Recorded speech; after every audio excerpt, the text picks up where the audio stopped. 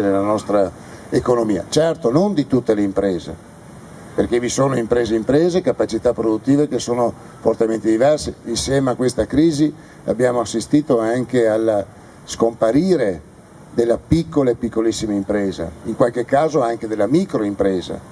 E non va sottovalutato il fatto che insieme a questa crisi, nel momento molto più acuto della crisi che il governo ha considerato superata dopo la prima finanziaria, quella durata 15 minuti, insieme purtroppo dei suicidi delle lavoratrici o dei lavoratori hanno fatto la comparsa anche i suicidi di qualche imprenditore, specie dalle nostre parti. Quindi vuol dire che il segno di una crisi pesante che c'è, che ha colpito e colpisce ulteriormente l'economia.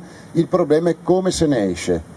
Le risposte che finora abbiamo ricevuto dal nostro governo, oltre l'altro dissenso, è questo: io non sono convinto che siamo di fronte a un governo di incapaci, magari fosse così.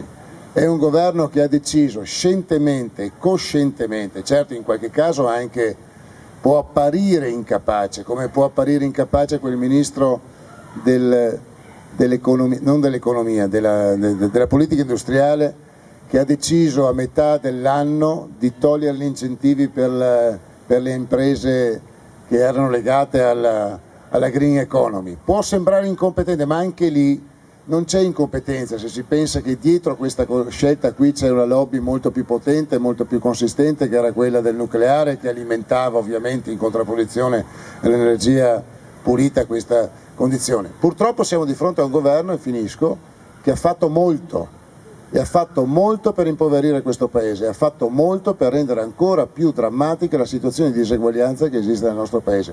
Ci trovassimo di fronte soltanto ai dilettanti avremo qualche speranza. Purtroppo, e anche l'ultima manovra lo segna in maniera chiara, ci troviamo di fronte a scelte che sono molto più pesanti e segnano appunto pesantemente, come qualcuno ha detto, persino il PD, scelte di classe che questo Paese non aveva mai visto nelle scelte economiche fatte da un governo. Bene, mi pare che abbiamo cominciato benissimo, non c'è alcun dubbio. Volevo tornare però, prima di affrontare un